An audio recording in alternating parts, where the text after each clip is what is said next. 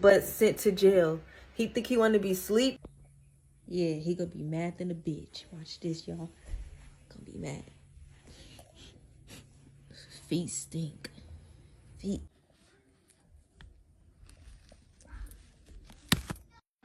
Like, what would make her say, let me get a pair of scissors and cut off his ankle bracelet?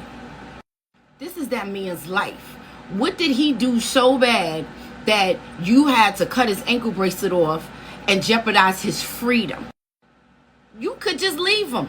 Why even do all of that?